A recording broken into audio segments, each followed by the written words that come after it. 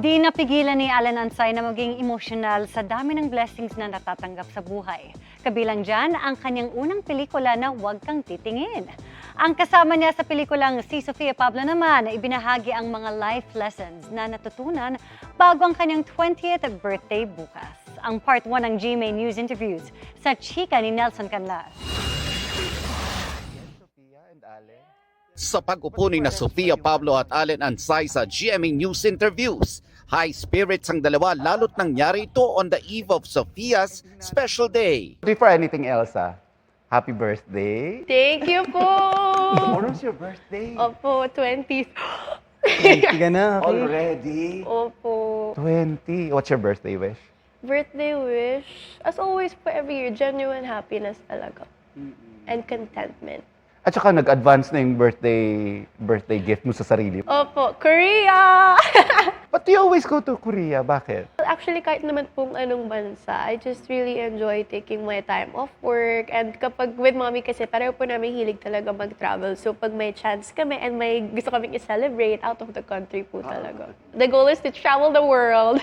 Maraming learning si Sofia sa buhay at alam niyang hindi lang masasayang tagpo ang naging puhunan niya in continuously trying to reach her dreams. Masakit sa akin kapag yung pagkatao ko yung parang binabash na lang. Aminado naman ako na I really have to improve, even acting. Pero kapag yung pagkatao ko, na-hurt talaga ako, Sir Nelson. The people around me, they can really vouch na hindi ako ganun tao. But syempre, the people will believe what they wanna believe. And wala ka po talagang magagawa. Like, papatunayan mo lang talaga na hindi ka ganun. Kasi time will tell naman eh. Si Allen naman, malaki ang pasasalamat sa Panginoon at sa kanyang mga magulang dahil naniwala sila sa dating pangarap lang. Nangilid ang luha ni Allen habang inaalala ang kanyang mga pinagdaanan. Dati request ko lang sa kanila, try ko lang pupunta tayong Maynila. Nag-starstruck ako kung anong ginagawa ko lang po eh. Di ko alam na, kasi wala po akong experience. And binigay nila sa akin yun na kahit mag-isa po ako sa Manila nandito, mag-isa lang ako, wala akong kasama. Sabi nila, anak, bibigay namin sa ito kasi pangarap mo yan. And nung binigay po nila sa akin, sobra-sobra pa po yung nakuha ko. Ito ka na, oh. Yes po. Sa loob ng 6 na taon mula nang mabuo ang Tambalang Alfia at Team Jolly, ngayon lang nagkaroon ng mga bali-balitang sumubok sa samahan nila. And recently, parang, I don't know, there's been rumors. Meron ako nababasa about the status of your relationship.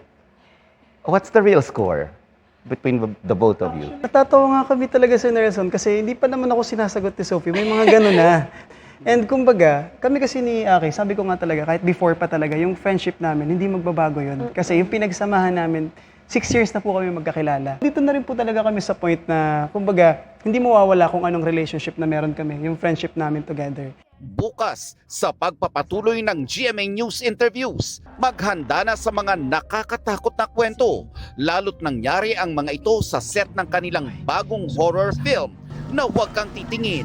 Siyempre natakot po kasi nakita ko yung picture eh. Meron talaga siyang proof. Form talaga ng tao. Opo. Nelson Canlas, updated sa Showbiz Happenings.